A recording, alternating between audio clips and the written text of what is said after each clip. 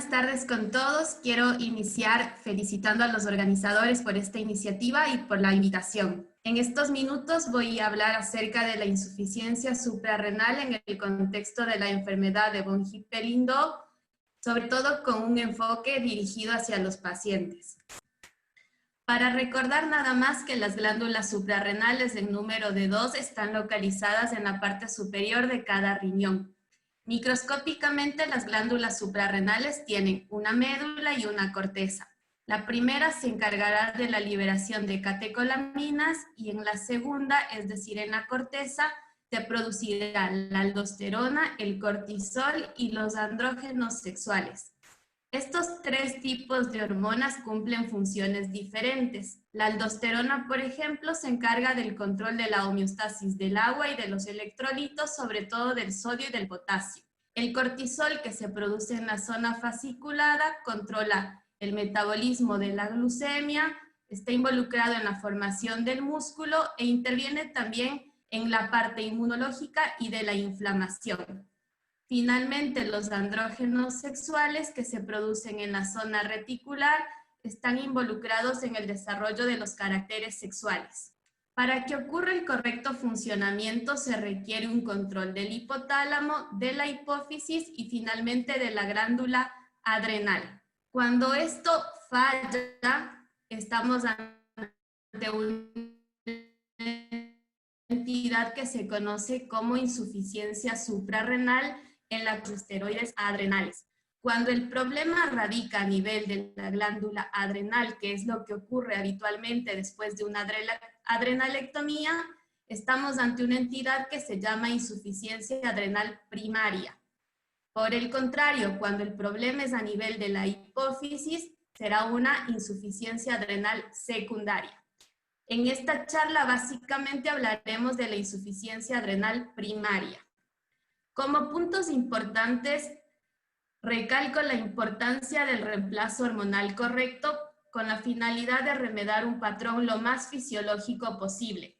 Por lo tanto, si recordamos que la glándula adrenal produce glucocorticoides, mineralocorticoides y andrógenos adrenales, el reemplazo hormonal de glucocorticoides deberá realizarse siempre, de mineralocorticoides cuando sea necesario y de andrógenos adrenales de forma opcional.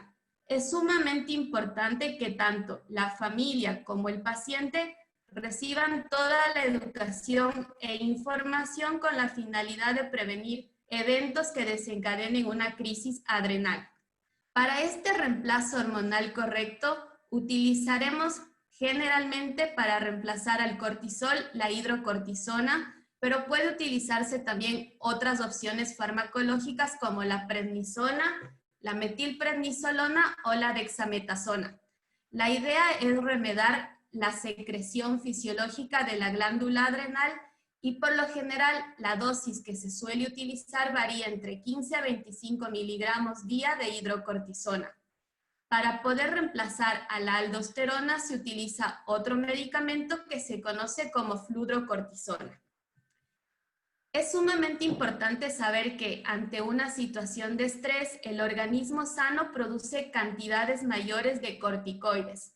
Aquel individuo que tiene insuficiencia suprarrenal no va a poder adaptarse a esta situación, por lo tanto deberá recibir dosis mayores de corticoides para poder evitar una crisis adrenal.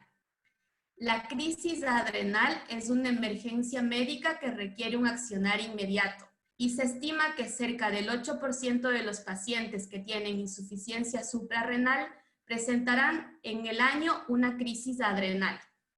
Generalmente las causas desencadenantes de esta crisis adrenal suelen ser los trastornos gastrointestinales, las infecciones, los procedimientos quirúrgicos o la poca adherencia al tratamiento.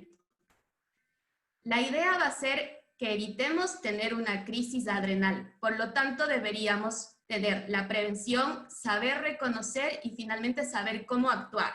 Para prevenir, hago mucho énfasis en la educación al paciente. El paciente y la familia deberán tener toda la indicación detallada de la dosis, el tipo y el tiempo de administración de la medicación.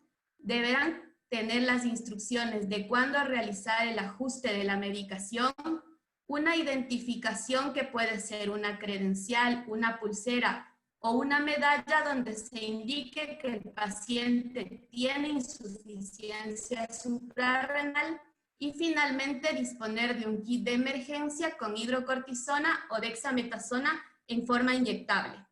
Existen ciertas situaciones como la gráfica que ustedes pueden visualizar en donde se describen patologías que conllevan desde un estrés mínimo hasta una enfermedad crítica, tras las cuales el paciente deberá realizar un ajuste de la dosis del glucocorticoide.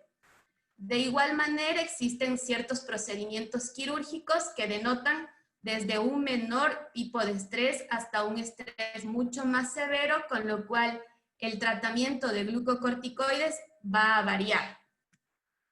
La identificación es sumamente importante.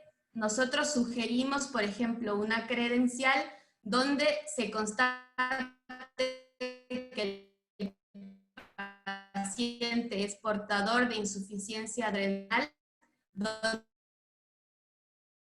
consten todos los datos de filiación y dar también por la utilización, como pueden visualizar en la gráfica, de una pulsera de identificación. El kit de emergencia básica es disponer en el domicilio de preparados en forma de ampollas que pueden ser hidrocortisona o dexametasona, cuyo nombre comercial es el Decadron. Si pese a toda la información no hemos logrado evitar que ocurra una crisis adrenal, el segundo paso deberá ser que sepamos reconocer a través de la clínica del paciente que éste está cursando una crisis adrenal. Para ello nos vamos a guiar por los signos y síntomas que generalmente están asociados a la depresión de volumen. El paciente puede tener deshidratación, confusión, registros de tensión arterial bajos, lipotimias, desmayos, dolor abdominal, lumbar o muscular. Y finalmente, el último paso deberá ser actuar e iniciar el tratamiento. Como ustedes pueden ver en esta gráfica, es como la hidrocortisona representaría las espinacas que necesita Popeye para poder vivir. Así que generalmente este tratamiento se realiza ya en una unidad hospitalaria, donde se va a expandir el volumen, porque estos pacientes, como recuerdan, tienen una depresión de volumen, requieren un tratamiento con medicación endovenosa, en este caso con hidrocortisona, e identificar la causa desencadenante. Muchas gracias.